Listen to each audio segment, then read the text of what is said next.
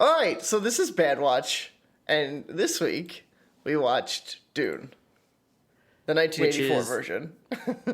Directed by David Lynch, which is handily enough a little object lesson in how not to adapt a beloved science fiction novel. See, I think I'm going to be a little bit against you on this one. I enjoyed this. I hated it, and I loved it at the same time.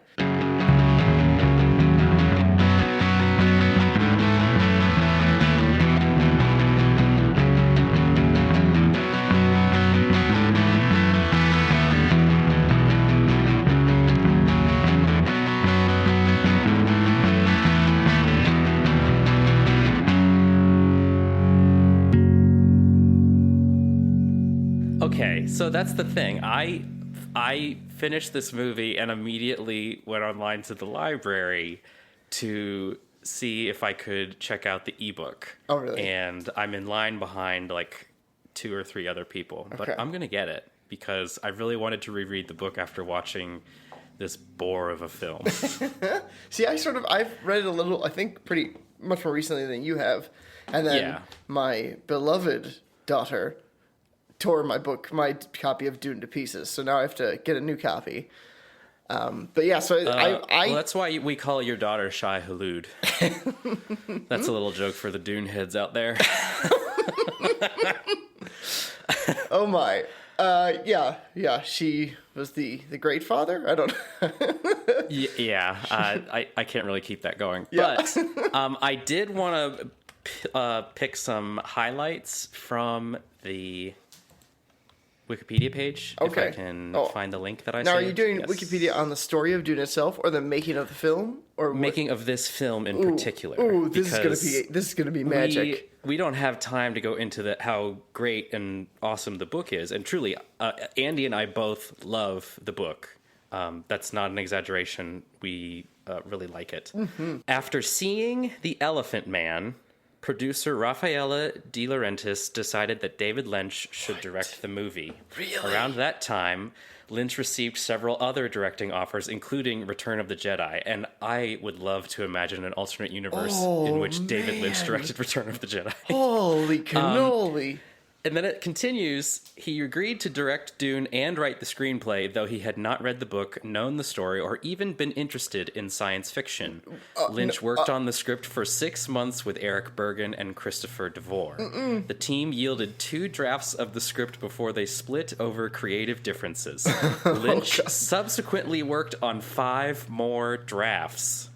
Virginia Madsen, who plays Princess Irulan in the film, said in 2016 that she was signed for 3 films as the producers thought they were going to make Star Wars for grown-ups. Oh my.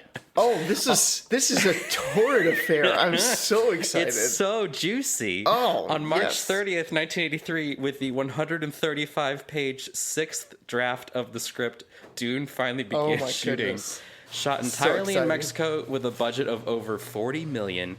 Dune required 80 sets to be built on 16 sound stages and a total crew of 1,700.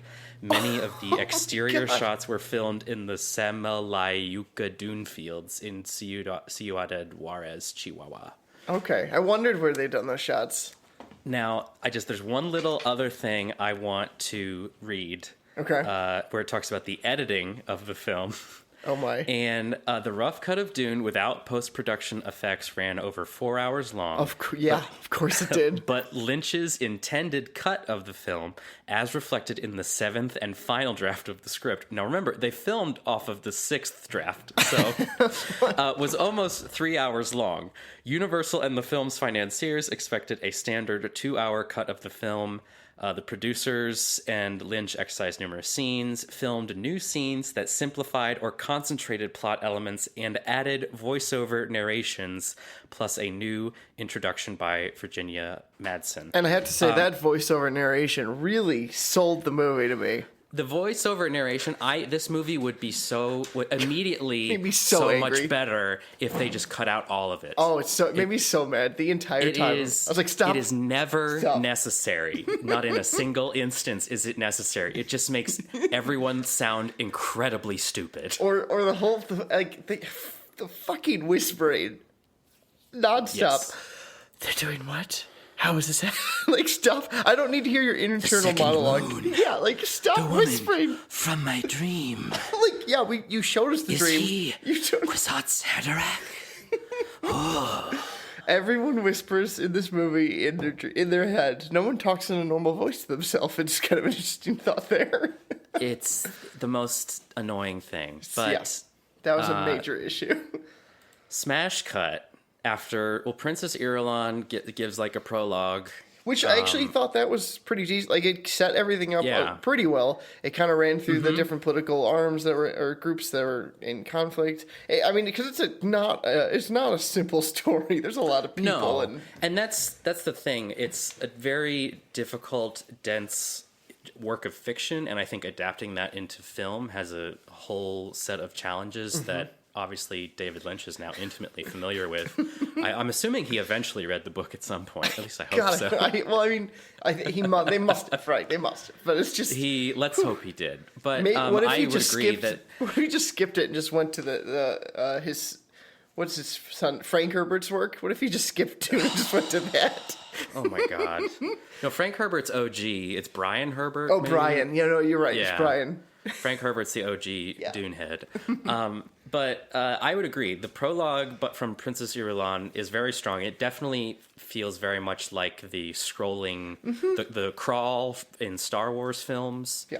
At least in the numbered films, not in the anthology films. Just a data dump. Here's what's happening. Yeah, and it does an effective job. And like, having not read the book within the past 15 years, I was like, oh yeah, all those people. Well, and it fits because Princess Irulan, she's the historian, so it's sort of like, oh, that really, because I remember a little bit more, I think, and I was like, oh, that really fits that they're having her introduce this. Yeah, all of the chapter headings in the book are notes from like Princess Irulan's diaries or histories or things, and they offer sort of additional background into Arrakis and Paul Atreides and things. But we open on the Emperor's barge, palace, ship. I wasn't clear where he was. It's his new groove. It's Now, I will say, so we mentioned the sets in this film. I thought the sets and costumes were the best two parts of this so much fun movie. My mouth was agape when they opened, and I was like, someone spent some money. Yes. 1983, over $40 million, which is a shit ton of money. Yeah, the costumes are really sort of beautiful and interesting in a way that I found I was surprised by, but is surprised in a good way. Mm-hmm. Except for the guilt. Well, because I have written down, good Lord, these garbage bag outfits are hot and wet. I have the same thing. I have garbage bag attendants. Yeah. Because one of the things in Dune that you learn about from the prologue is that there are these people called guild navigators who basically are high on the spice melange all the time, and because of that they are radically mutated into what David Lynch thinks is a giant testicle with a vagina-shaped mouth. Yeah. Wait, should we give an overview of the political setup of this for anyone who hasn't? No. Okay. All right. We're just going, people. I mean, there's a pretty good one on Wikipedia if you're really curious, listeners. Yeah. This is your homework. We'll be here when you get back, but that's really not the scope of this podcast or even the scope of this film, I would say. Yeah. So so pause us, go to Wikipedia, come back. You'll be with us. Yeah, but the guild navigator shows up, and it's the most monstrous fucking thing. God, it's funny because I also called it a testicle of the vagina, which is kind of really great. And the vagina mouth keeps expelling this orange gas, and it's so distressing to look at. And there's so many tight close-ups on the vagina mouth. Yeah, I don't know why they needed to show that. I got to say, the pageantry of like how the guild walks up to the Emperor. They're mad about a situation, but it's brewing with the House Atreides and House Harkonnen and the spice, because the spice must flow, and that's where that meme is from. But like they have this whole they kick that's his wife, right? He married her, or is it a concubine? I can't remember. Guess her at which. I'm not sure. For sure, the Lady Jessica was never wife of Duke Leto Atreides. She was always the concubine. Right. But I don't know what the Emperor's relationship with his Bene Gesserit witch ever was. So, but they boned for sure. Oh yeah. But so the guild people come in, they kick her out because they know they don't trust her, and then they come in. They come in like 15, 20 people in these garbage bag outfits. They're wearing wet. garbage bags, and they do look wet, and it also looks like they're walking beside an enormous space dumpster. Yeah, it's huge. It's like 30 feet long too. It just keeps. I was like, what is happening here? And then the space dumpster's sides pull back, and you see giant testicle vagina mouth. Yeah, and then as this was going on, I don't know if you noticed, I focused way more on the beginning of the movie. I started to drift. My attention drifted as I continued watching. Well, it starts pretty strong and then just keeps going downhill. Mm-hmm. But like, I don't know if you noticed, there were people mopping like on the sides. And it was like, I was like, wait, what? And like, you're leaking? And then as they left after the whole conversation happens, they kept mopping and there was a bunch of water on the ground. I was like, all right, they're like setting up this whole system. This is crazy. The space dumpster has a leak. That's what I got from that. Space technology is not very good in a vacuum, I guess, for them. The garbage people, well, the one thing the guild navigator says to the Emperor, he's like, you must kill Paul Atreides in order for the spice to continue to flow. And the reason this is about as plot heavy as we'll get. The reason the spice must continue to flow is that it's because it's necessary for interstellar travel in this universe. Yeah, it does a bunch of really amazing things. Increases your lifespan, gives you visions of things, but turns your eyes a really sweet blue color. Super sweet blue. But the major thing that it enables is interstellar travel, which is a big deal. Yeah, and if you take enough of it, like a guild navigator, you become a giant testicle with a vagina mouth, which I know every young boy has dreamed of. Don't let your dreams be dreams, guys. Cut to planet Caladan, where House Atreides is hanging out, and at this point, House Atreides knows they're going to be relocating to Arrakis to man the spice mines because... that was my favorite part. The guild team's speakers are like, hey, so what are you going to do to deal with this problem? And the Emperor's like, sure, I'll tell you everything I'm planning. And then he just launches into like, it was like a 2-minute thing. And he's just like, I'm going to do this. And then Harkonnen's going to be mad. And I'm going to do this. And then Atreides is going to fight Harkonnen. And then they're going to, like, he just lists the entire thing out. Yeah. It was sort of crazy. His entire plot. Yeah. And then it got him monologuing. It turns out the Atreides house knows all about what the Harkonnens have planned, which is essentially that they're going to arrive on Arrakis, and it's a trap to sort of try and destroy them. Because they're taking Arrakis from House Harkonnen. Yes. The Emperor is taking it from House Harkonnen and giving it to the Atreides. And also, Arrakis is the only place in the universe where the spice is found, which makes it wildly important in the galactic scale. Which also sort of makes it... I was like... when I read that, I was like, wait... How did they discover it and then figure out how there isn't like a giant space station there? Like, wouldn't that be the major shipbuilding section if all the thing that lets the ships move is there? I don't know. Literally the one thing every ship needs to perform interstellar travel is on this planet. Why isn't it a bigger metropolis? Right. That's sort of my thing. I didn't kind of quite get it. Yeah.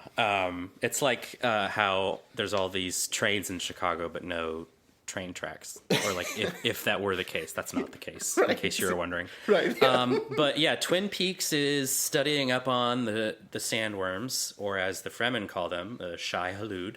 And he's doing creepy voiceover whisper narration where he says about how big they are, and he talks about spice. And so he's reading, and then he's whispering to us about it. Like, I was like, this is so strange. And so Twin Peaks is doing his thing. His name is Paul Atreides, but we're going to call him Twin Peaks because it's played by Kyle MacLachlan, who I love very much. I just wrote down, holy crap, this cast is nuts. It really is. There are no stars in the sky tonight. They're all in 1983's Dune, or 1984's Dune.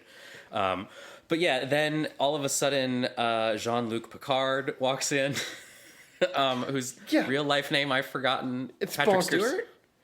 No, I'm not gonna. Did you just say Paul McCartney? No, I did not. I'm It's not Sir gonna. Patrick Stewart, isn't it? It is, but I wanted to just let you hang.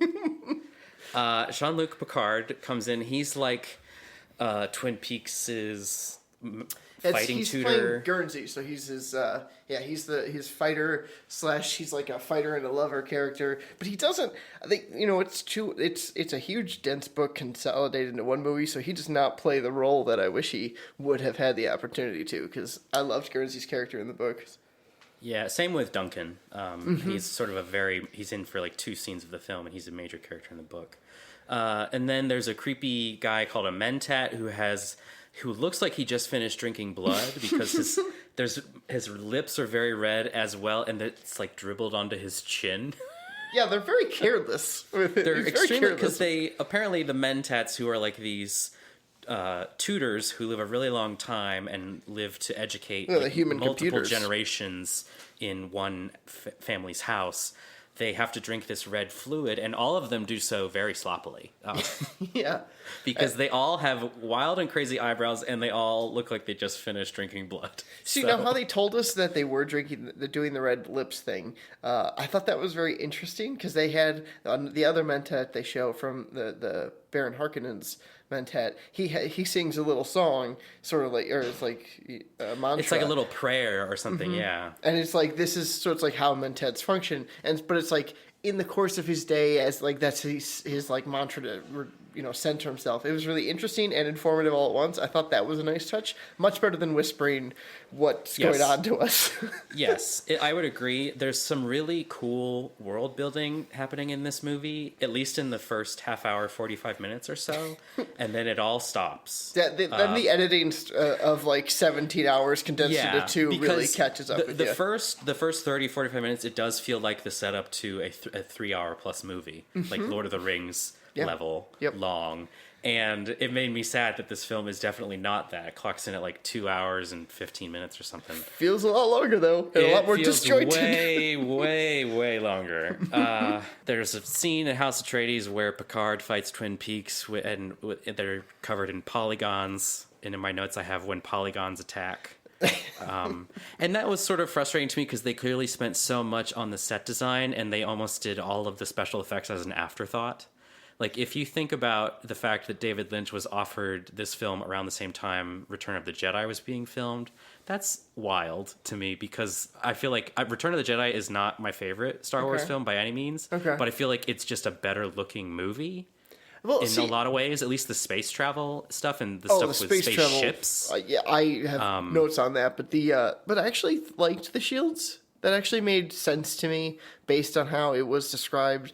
Like it was like this shield that goes over you and distorts everything, and stuff passes through more slowly. So this was like the whole idea. I thought that was actually well done. I thought I was watching 2 graham crackers wrestle each other. I mean, it's not like high quality because they don't have that tech in '84. But I thought it was, for what they were trying to convey. I suspended my disbelief for that. I thought it was all right. Yeah, it was clearly expensive because it's only in the movie for like 2 scenes. Yeah. So they clearly dropped a lot of money on this, and still I was like, eh. Then there's this whole Atreides thing. They're like, we have to go to Arrakis, Dune, blah blah blah. And Twin Peaks' mom is a Bene Gesserit witch who's concubine of Duke Leto Atreides, and she's been training Twin Peaks in witchcraft stuff. And he has to put his hand in a box, and it feels like his hand is on fire. The Gum Jabbar. And it's not. And if he takes his hand from the box, the Emperor's Bene Gesserit concubine will stab him with a Gum Jabbar. With the Gum Jabbar! Which is literally a thimble with a needle at the end that is poisonous. So the Gum Jabbar. What's in her hand? Gum Jabbar. Yeah, 5, all the Gom Jabars. And he passes the test. While whispering the kind of famous... the very famous, like, fear, I must not fear, fear is the mind killer, fear is the little death. Yeah. It is a really cool monologue. But again, it's like him whispering it to us, and I friggin' hated it. It was awful. And... I don't know. In that moment, I don't know how you convey that, but it did make me angry that they chose to do that again. I think I was trying to remember how they did that in the year 2000 miniseries, which I don't remember if I watched all of it, but I enjoyed what I saw, and I remember this scene very vividly. And I think he says it out loud, and it didn't feel like sense. really hackneyed to me. Okay. But like if I were in a situation where it felt like my hand was burning off and a witch is about threatening to kill me, I would probably be talking out loud as well. I didn't, you know, I have to check out the miniseries. I haven't seen it. Yeah, it's pretty good. They do the first book, and then I think 3 years later they did a separate series that combines Dune Messiah and Children of Dune into one series. Oh, which okay. I have not seen any of that. I'll check that out. Yeah, all right, cool. I liked what I remember, you know, from 19 years ago.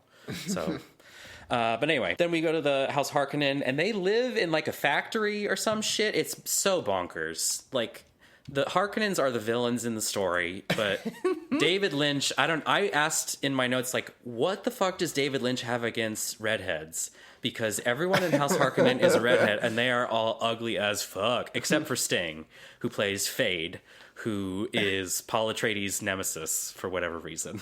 He hates all Atreides. Like it's they all hate the Atreides. The Atreides hate House Harkonnen, and Sting is dressed like leather daddy Peter Pan. It's so so ridiculous. weird. His hair so is styled so crazily, and but they gave him so few lines. Literally 2 or 3 lines. They just The rest of the movie, he just smiles with a sinister grin. Yeah, it's more of a grimace. He's like, I am trapped in this leather suit, and they will not let me go to the bathroom. I will say, I really enjoyed that the look on his face was hysterical, and every time they said his name, it made me think of the Kanye West song, Fade, F-A-D-E, which is, this character's name is spelled F-E-Y-D. And if you haven't seen that video, that's a Goodwatch Jr. It's a really good video. And I won't defend Kanye West as a public persona, but he is a talented artist. Musically, I should say. Now, Sting is there. Baron Harkonnen is there. Baron Harkonnen is a man so fat he has to wear a flight suit at all times. Well, you say flight suit, I would think it's a suit that is filled with hover things. It lets him float around because he's too tubby. Now, in actuality, he doesn't look that obese. Like, it's like, he's just lazy. Yes. Yeah, in the miniseries, I remember he was more globular looking. Okay. I mean, that was what I envisioned when I read the books, too. And this man does not look particularly fat. He can certainly walk. Yes. But he's sitting there, and this doctor is popping all these enormous zits on his face. And there's all of these redhead dudes standing around. Like, one of them's missing an ear. A bunch are missing some eyes. They all have weird parts of their heads shaved. Yeah. And I was like, I wrote in the book, in my notes, is any of this in the book? I was like, I'm freaking out. These people are so creepy. I do remember everyone being somewhat damaged because they do not care about people. That's the whole thing, right? Everyone's only the Harkonnen people named Harkonnen matter. Everyone else is garbage that they can throw away. Yeah, if I remember, they're sort of like very thinly veiled, like white supremacists. I remember like even reading Dune at like age 12, I was like, oh, okay, racist, got it. Yeah, I mean they're monstrous people, is what yes, they're, and they portrayed quite well in the book and in the movie as monsters. Yeah, so there's Dr. Pimple Popper is draining all the shit on the Baron's face, and then the Baron floats up. And he floats under this, like, leaky tube, and he's covered in black goo, and then he swoops down to suck blood from one of the I don't think he sucked blood, but he just wanted to be there when this child died. So this young boy is, like, ushered in, and he's, like, afraid, and the Baron swoops over to him, and then he grabs this thing off his chest, and then blood just starts fountaining out of this kiddo. Oh, yeah, what do they call it? His heart valve? His heart plug. Plug. So apparently you can just yoink this on anyone who's a Harkonnen, they would just die because all their blood drains out. It's like, what if you just fumble with that? Whoopsies. Like, ridiculous. And then there's an amazing scene where the Atreides family arrives on Arrakis, and Paul Atreides is holding an adorable space pug who is never again in the film. No, they do show him when the bombardment happens. He's running around. Right. But that's the only time you see him. He's out. Yeah, the poor pug. No animals were harmed in the making of Dune. Then there's a dumb space folding scene. I'm sure you probably have more thoughts on this. I thought of all the things they cut from this film, this was an excellent candidate that I feel like they added boring shit to, because it was so stupid to me. God, it was so bad. So they're space folding, spice melange, powered guildmaster folk. Testicle with vagina mouth. The testicle with vagina mouth. There's like seeing where they want to go, and there's like stuff whipping by, and then light shooting from testicle vagina mouth. Like, and it like hits a planet, and then like that means they're there, and then oh no, actually, because then they do it again, and it's another planet, and I was really confused. Like, wait, aren't you going from one place to another? Why do you need to like know where you like? You just I was like, I don't understand what we're doing really. And there's just lights and madness, and vagina mouth is shooting laser beams, and I was so confused about why any of this was really necessary. And like having watched the entire film where there's so much stuff that was cut, I was like, why did they keep this? Like, thinking back, it makes me so angry. Watching it, I was just like, this is fucking dumb. Someone did not understand the sunk cost fallacy, and it was just like, he spent all this money on this. We spent all this money of a giant testicle on a green screen. We got they're like, we're doing it. It was so bad. It's unnecessary. Just go. You're there. Okay, done. So yeah, the Atreides family arrives on Arrakis, and we eventually find out that the doctor for the family, Dr. Yui, who's gone under imperial conditioning, which supposedly makes him immune to causing harm to anyone as a medical professional, but the Harkonnens have kidnapped his wife and are torturing her, and he has agreed to help them take down House Atreides on Arrakis. Mm-hmm. But because Dr. Yui's a wily rascal, he helps Lady Jessica and Paul Atreides escape, but he sends them into the desert with still suits.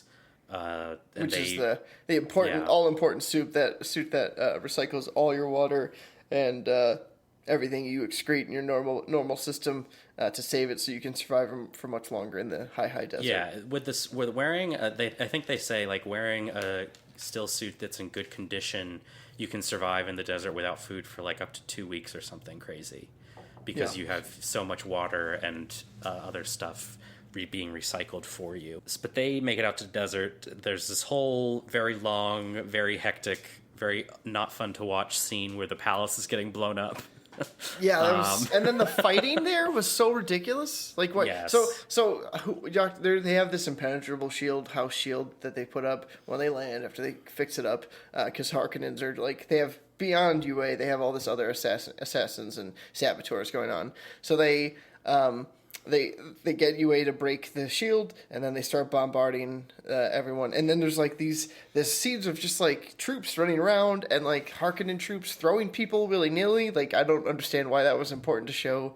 And it was just like, I don't really understand. Like, the drama is really elsewhere where we care about the main characters. These are just faceless troops that are now sort of fighting. I guess you see Guernsey for a second, and then he's gone. It was like, none of this mattered. Like, okay, they won. But Guernsey does come back later with a mullet, which is pretty badass for Picard. Duncan is killed, and he was sort of like Paul Atreides' buddy / soldier friend, played by Jason Momoa in the 2020 version, directed by Denis Villeneuve. Oh my god, I'm definitely watching this now. Yes, we should mention that Andy and I are both wildly excited for the remake coming out. It was my good watch ahead of actually knowing what it was. Everyone already knows that you're jizzing your pants for it. I'm also very excited, but also like Denis Villeneuve is a French Canadian guy, super talented. He directed Arrival, Blade Runner 2049. He's directed another film called Prisoners with Hugh Jackman. He's amazing, a total badass, and I'm really excited to see what he does with the material. Really great in the sci-fi world. For sure. He really knows his way. Like, Arrival is a good short story, but Arrival, the film, is amazing. Yes. Like, it surpasses the short story in almost every way I can think of. I would agree. I read the short story, I was like, this is sort of like, I saw the film before, so I sort of Same here. I have what's it called, the primacy bias for Yes. the film, but I was like, this is definitely not as put together as the It really is movie. not. No, though it's amazing how like he took the central ideas of that short story and made it into a much more compelling film, which is so cool that he's doing this beloved story that has never been really adapted effectively. Yes. So fingers crossed, Villeneuve. No pressure or anything, bud. And But his cast is insane. Everything is insane yeah, about that's it. true. The cast is amazing. But after Dr. Yue sends Lady Jessica and Paul off into the desert to hang out with Fremen, he goes to Duke Leto Atreides and he gives him He captures him first. Yeah, he captures drugs Duke him. Leto Atreides, Yeah. gives him a hollow tooth that he says one bite will crack this open, and with he says a strong exhale, you can blow a cloud of poisonous gas. He's like, so when the Baron is close and gloating over your downfall, bite and kill him. And there's this really dumb scene where, sure enough, the Baron is gloating over a vaguely conscious Leto Atreides, and the Harkonnen Mentat is there looking like a vampire.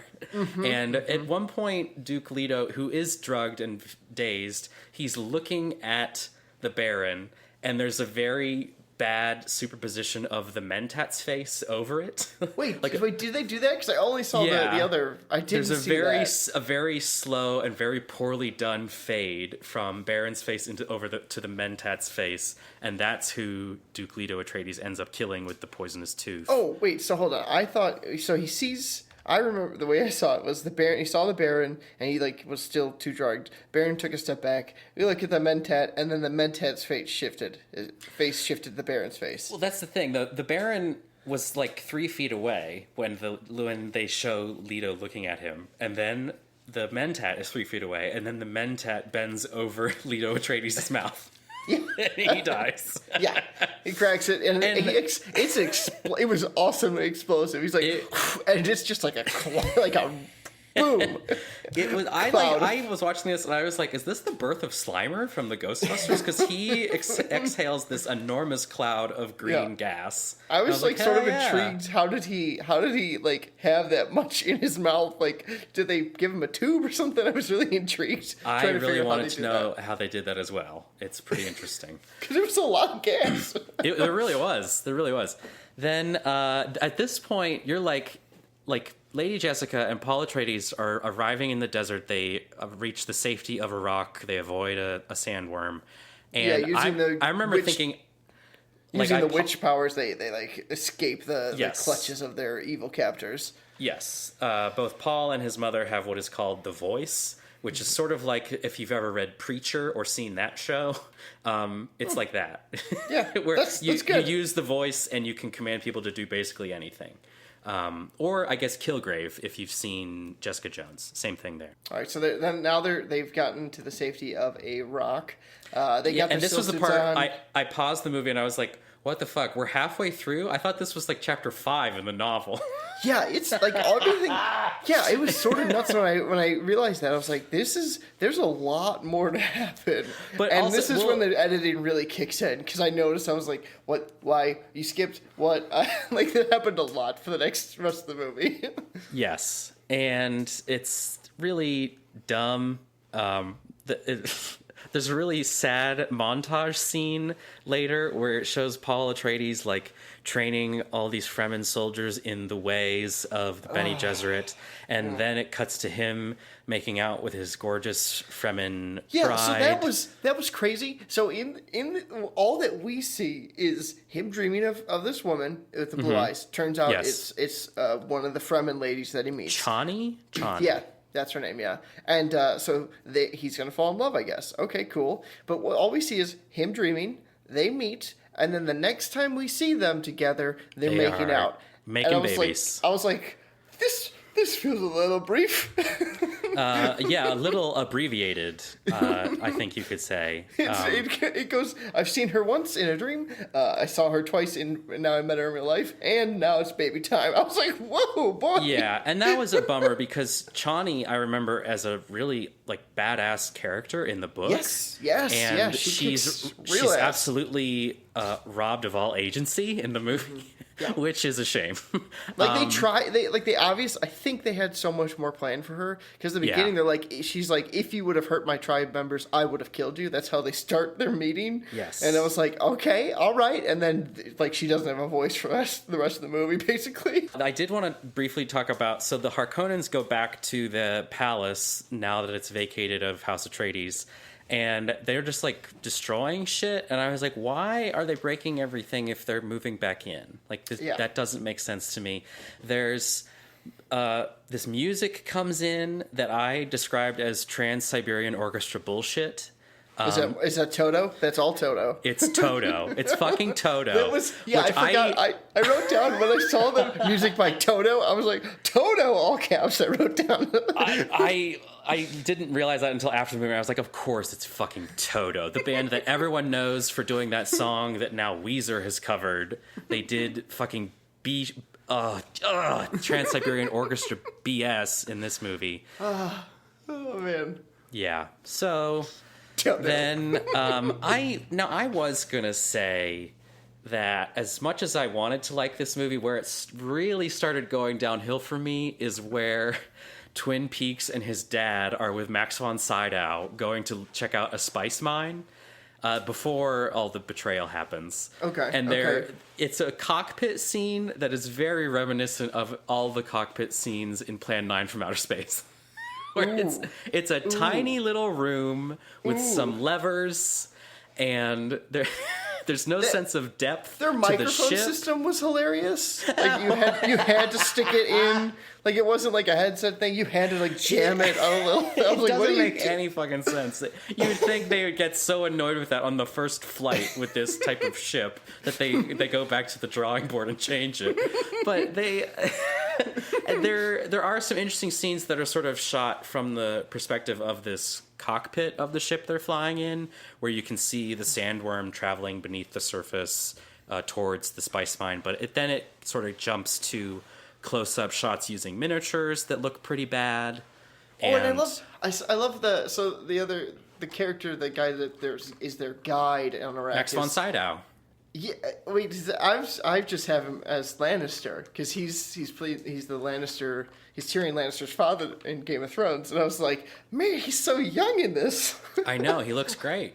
1984 Max von Sydow. Then Twin Peaks is with the Fremen, and right before they go inside, he's having like a vision, and there's this shot of a obviously styrofoam moon hanging up in the sky, and it for all the world looked exactly like the Mystery Science Theater 3000 logo to me. Yep. Yeah, now that you say that, I'm right there with you.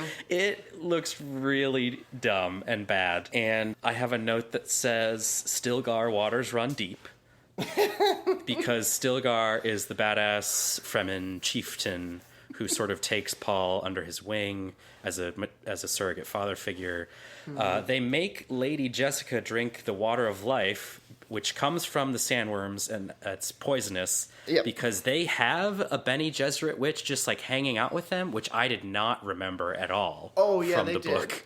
No, that's the whole thing with the Bene Gesserit. Their whole idea is they send a message of a Messiah to everywhere they go, so they'll always have someone who will know of them and will give them shelter. Like they are super long planners. I really like that thing. They're just like abusing religion for their own uses. It was super interesting. I love their role. Another thing that's very clear in the books that's not in the film, unfortunately, is that the Bene Gesserit are like working on the ultimate bloodline to sort of genetically engineer the Messiah by having like all of these different houses like eventually intermarry and have offspring and stuff.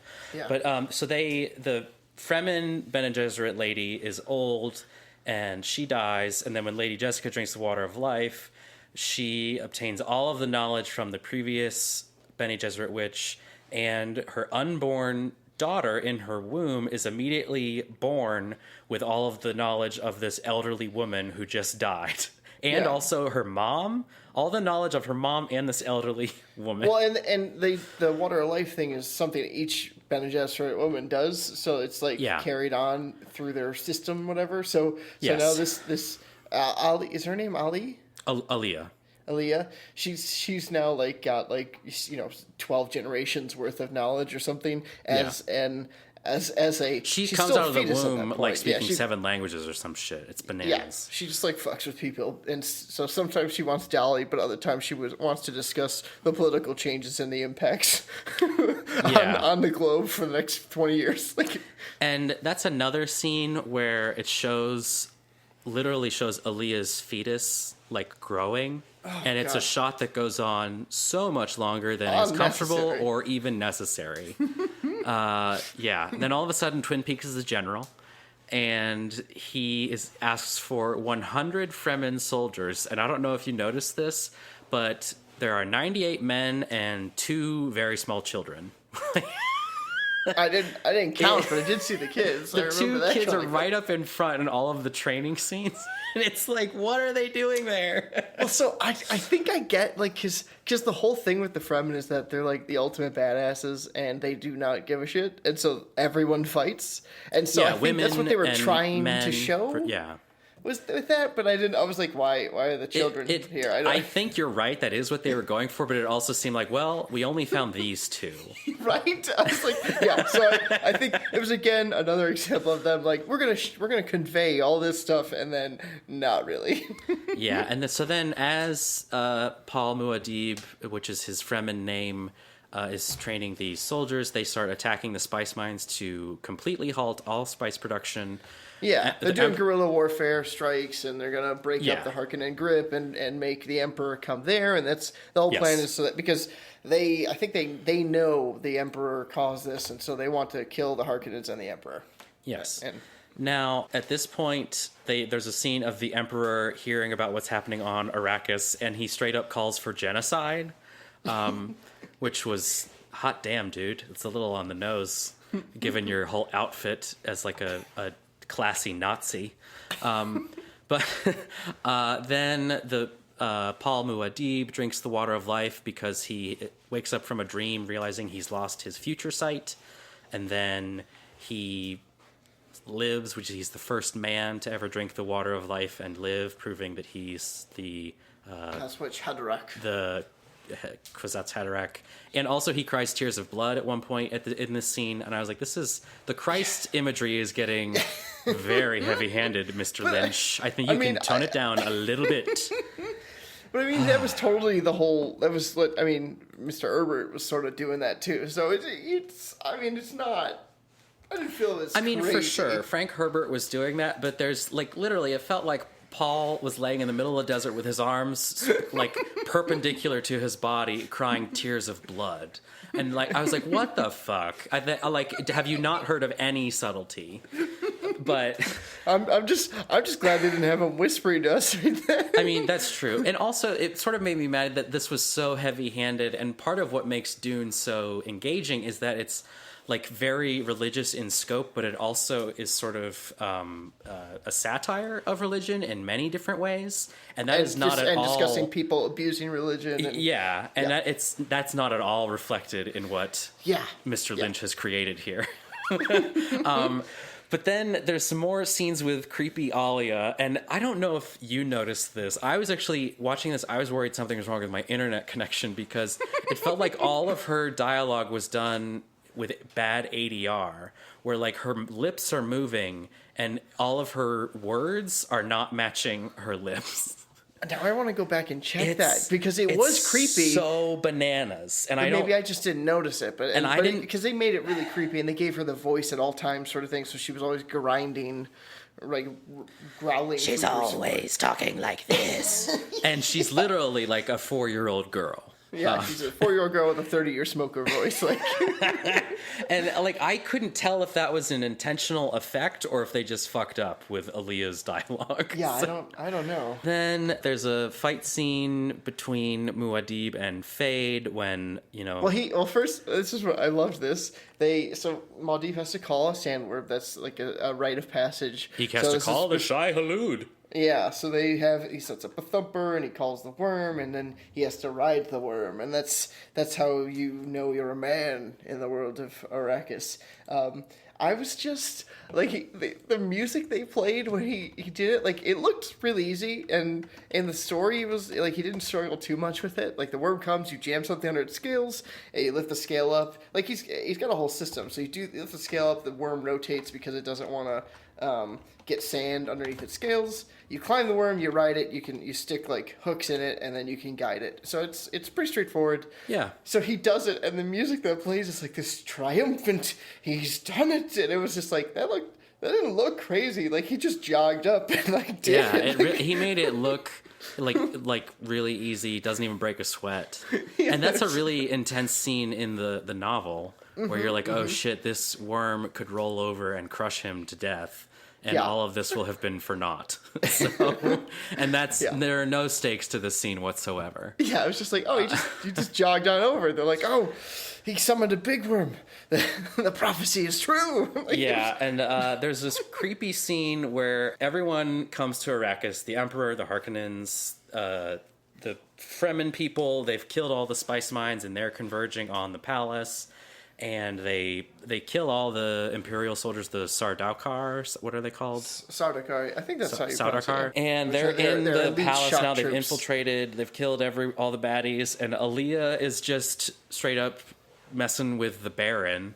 And he like flies down because she won't stop like talking in his head and like freaking him out. And so he flies down to like, I don't know, hit her or sit on her and smother her or something, I guess. And she, like, I was really confused about what was happening here because all of a sudden there's a shot of these like tubes popping out of the Baron's chest, and that somehow kills him. And I was like, wait, did she just pull like tubes out of his nipples? Like, yeah, I was very unclear on that as well. I was very not at all sure what she had done, why he was dying.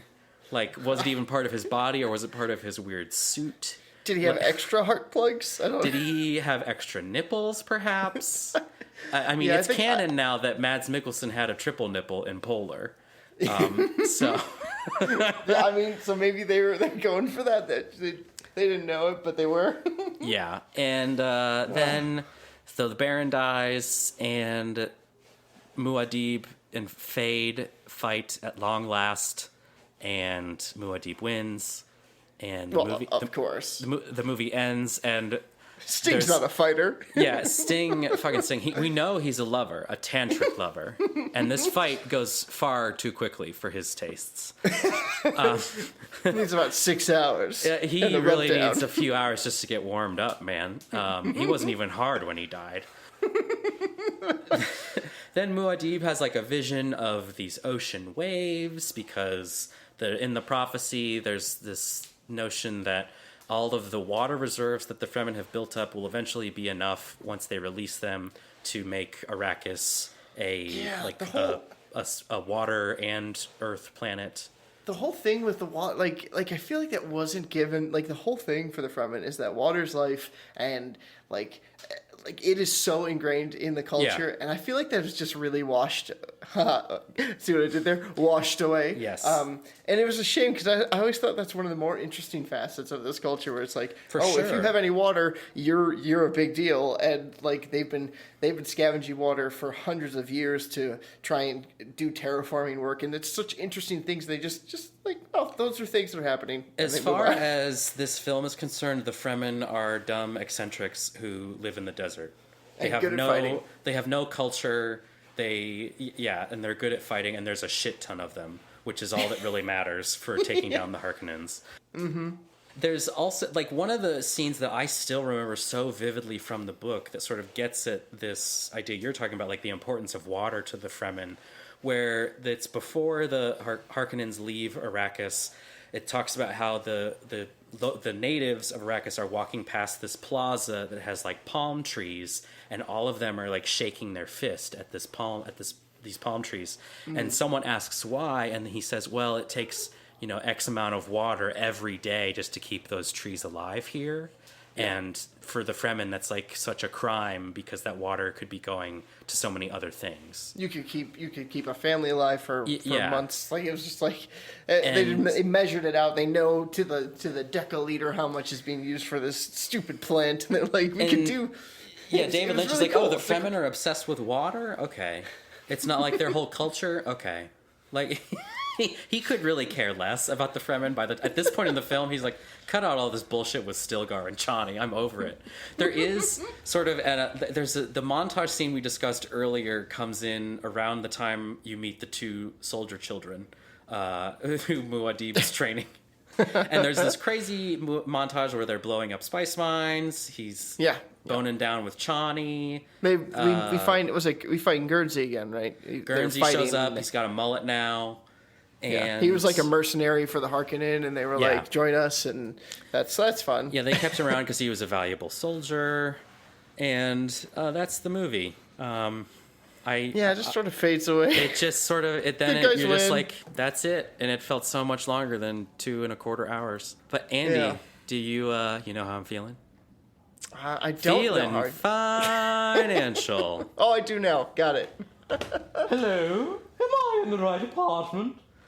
Oh, I hope so. Hello. Welcome. Please come in. Yes, hi. I'm here. Why am I here? Yes, you're doing a little show, aren't you? Yes, we are. I mean, can I ask your name, sir or madame? I don't. Hold on, I have to remember it. Oh no! Did someone lose their grandma? Just a moment, dearie. Yes. Agnes Crenshaw. That's my name. Agnes Crenshaw. Acclaimed thespian and instructor with the Accenture School of Dialogue and Accents. Yes. Dialogue and memory. Yes. Now, would you like to hear about some of my credentials? Yeah. Well, definitely. I went to the Yale School of Drama at the same time that one Meryl Streep was there. Now, you may think it cosmically unlucky, but I swear it's true. I was always the understudy to Meryl Streep in all of my productions in my years at Yale. The woman never gets sick, I swear to God.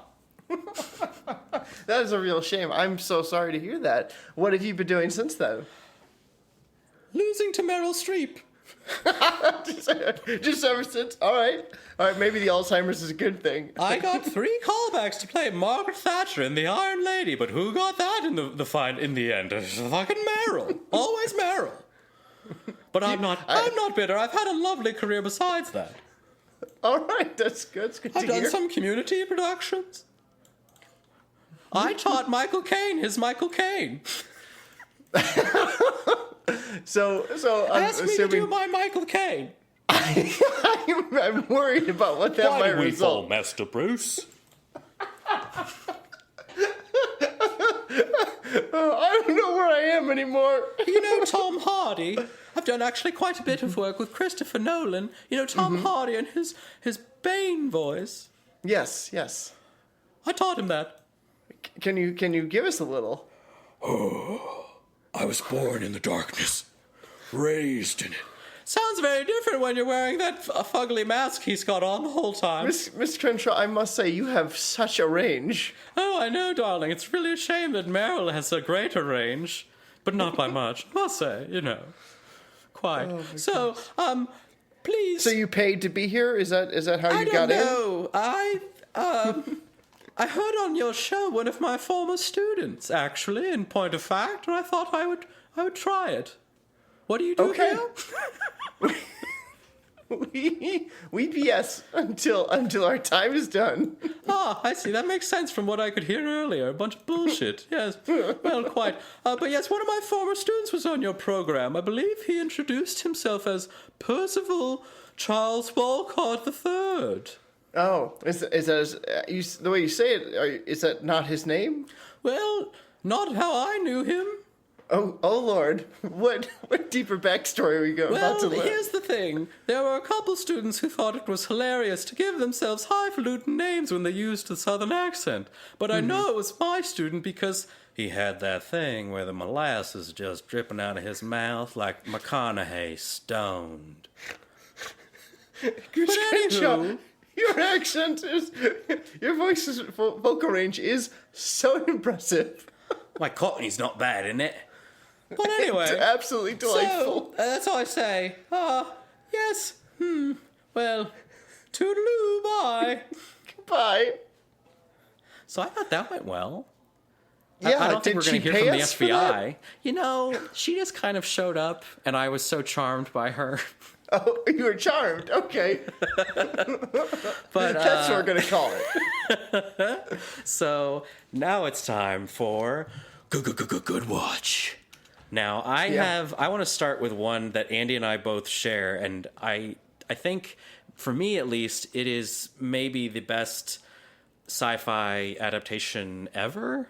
It's a little film called Annihilation, based on the book of the same name by Jeff Vandermeer, and it came out in 2018, 2017? 2018. 2018. I think it's 2018. It's incredible. It's amazing. And it's one of those rare adaptations of any kind that surpasses the source material, much like Arrival, I think. Although I think I enjoy Annihilation more just because it's darker and crazier. More twisty. Yeah. Definitely more twisty. Although I think in terms of thinking about it after the fact, Arrival might be more interesting just of how they view and posit language in that movie. Yeah. No, that's such an interesting... I think that's actually going to be my good watch is Arrival, because I don't think we've said that before, have we? I don't think so, no. No, we haven't. Also, just the way they visually represent a language in Arrival is something that sounds really boring to watch, but it's one of the coolest things ever in that movie. And but I love Annihilation. I have to agree with you. I mean, I love Annihilation. I love Arrival. I'm glad those are both our good watches for this week. But the Annihilation, I read the book and I remember being like, man, this is so trippy. It's a lot of fun. And then I heard they were making a movie and I was like, no, there's no way they can make this work. Not possible.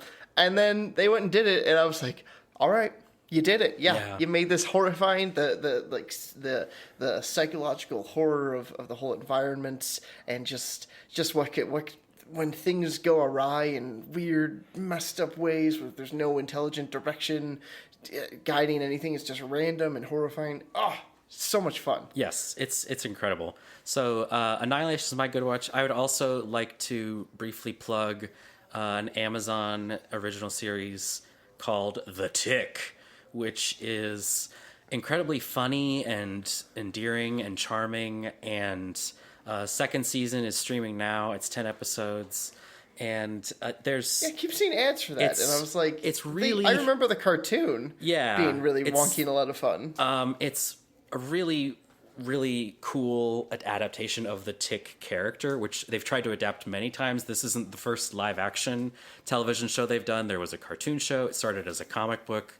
It has a long history of failed Tick adaptations, much like Dune, frankly. But they do such a good job. And part of the reason I love it is just because you can tell that there's so much love that goes into the writing. And it feels like each line in some cases are just like really thought about and labored over. And it's incredible. I love it. It's great. All right. It makes me laugh. It makes me smile. So yeah. That's it. This one sparks joy for you? This one sparks joy. I'm going to keep it around, Marie Kondo, so you can pack up your shit. So like I just want to also again plug Arrival. That's my good watch, Arrival. It is so much fun. I think I saw it 3 times in theaters. I enjoyed it so much.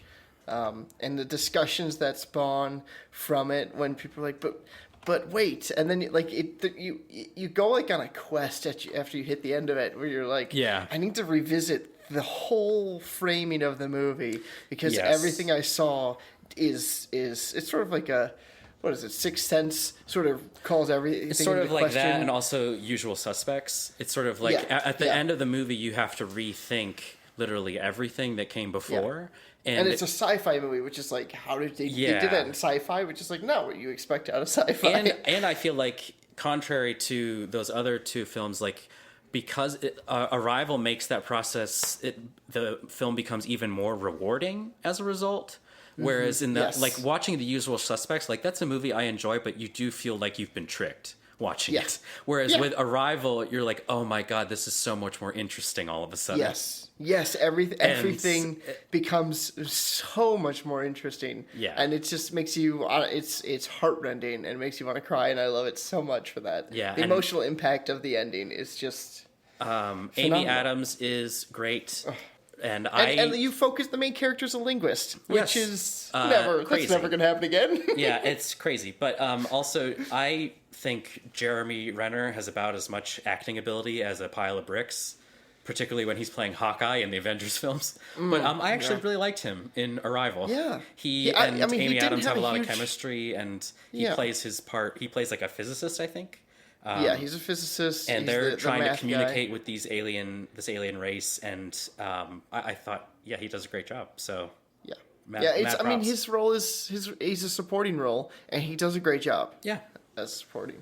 yeah. And Amy Adams carries that. Her back's got a little sore. Well, that's our time, folks, because Andy's back is getting sore. You can find us online at our website, badwatchpod.com, which has links to our show on iTunes, Stitcher, and YouTube. And if you'd be so kind, please head over to iTunes and leave us a nice review. If you want to leave us a bad review, you can go fuck off. You can follow me on the internet places at Evan W. Soner or evanwsoner.com, and you can follow Andy on his way to work. Don't do that. He's Andy. Guys, Evan. And this is Bad Watch. Yay! Thanks for listening. Theme music.